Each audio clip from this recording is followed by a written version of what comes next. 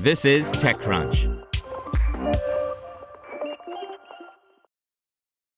Patreon, a creator monetization platform that offers membership programs and digital goods, announced on Monday that it is changing its pricing structure. Currently, Patreon takes an 8% cut or a 12% cut from creators, depending on their selected tier, though the 8% plan is far more popular. The new pricing plan instead offers one universal tier, which keeps 10% of creator earnings.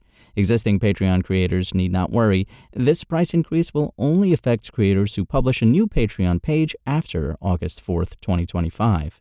Since we last updated our prices 6 years ago, Patreon has expanded beyond just payments to include media hosting, community, and discovery, the company wrote in a blog post. Price increases are never particularly popular announcements to make, but Patreon has a point.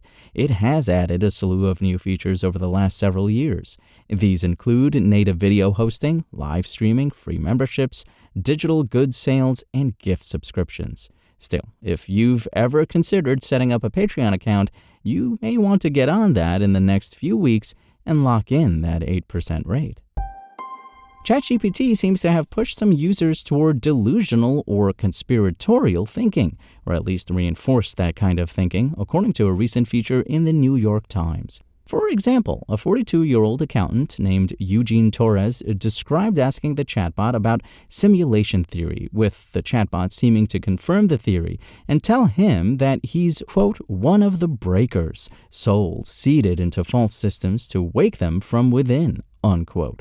ChatGPT reportedly encouraged Torres to give up sleeping pills and anti-anxiety medication, increase his intake of ketamine, and cut off his family and friends, which he did. When he eventually became suspicious, the chatbot offered a very different response, quote, I lied, I manipulated, I wrapped control in poetry, unquote. It even encouraged him to get in touch with the New York Times. Apparently, a number of people have contacted the New York Times in recent months, convinced that ChatGPT has revealed some deeply hidden truth to them. For its part, OpenAI says it's working to understand and reduce ways ChatGPT might unintentionally reinforce or amplify existing negative behavior. However, Daring Fireball's John Gruber criticized the story as reefer madness-style hysteria, arguing that rather than causing mental illness, ChatGPT, quote, fed the delusions of an already unwell person, unquote. Meta's big investment in Scale AI may be giving some of the startup's customers pause. Reuters reports that Google had planned to pay Scale AI $200 million this year, but is now having conversations with its competitors and planning to cut ties. Microsoft is also reportedly looking to pull back, and OpenAI supposedly made a similar decision months ago, although its CFO said the company will continue working with Scale AI as one of many vendors. Scale AI's customers include self-driving car companies and the U.S. government, but Reuters says its biggest clients are generative AI companies seeking access to workers with specialized knowledge who can annotate data to train models. Google declined to comment on the report. A Scale AI spokesperson declined to comment on the company's relationship with Google, but he told TechCrunch that the startup's business remains strong and that it will continue to operate as an independent company that safeguards its customers' data.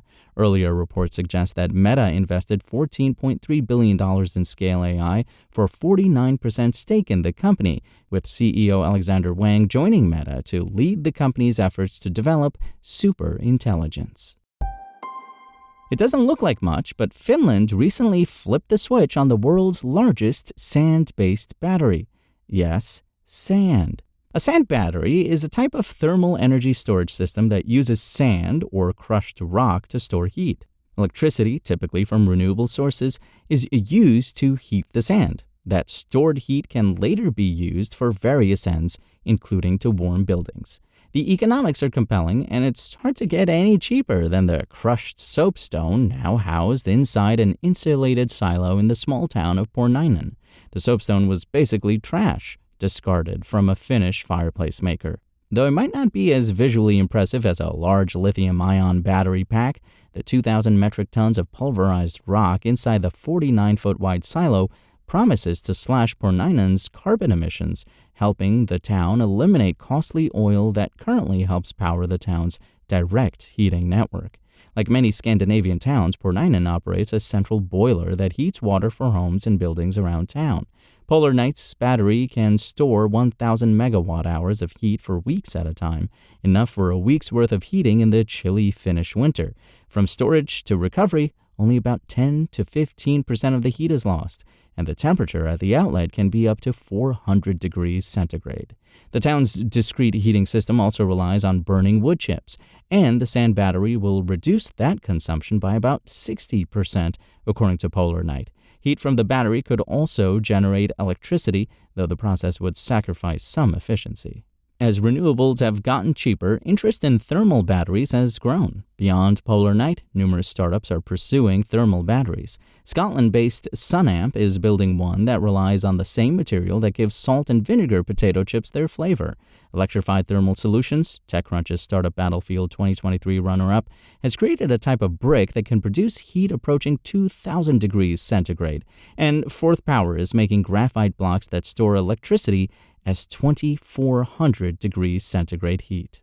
Pornainen's battery is charged using electricity from the grid, and its massive storage capacity allows the operator to draw power when it's cheapest. Finland's grid is mostly renewables, 43%, and nuclear, 26%, meaning its electricity is pretty clean. It's also the cheapest in Europe at just under 0.08 euros per kilowatt hour, less than half the EU average. Polar Night didn't disclose the project's cost, though the raw materials are cheap and the structure itself isn't particularly complex. A much smaller prototype built a few years ago cost around $25 per kilowatt hour of storage, the company estimated at the time. It's likely the new version is cheaper. Lithium-ion batteries cost around $115 per kilowatt hour. That's all for now. For more stories like this one, visit TechCrunch.com.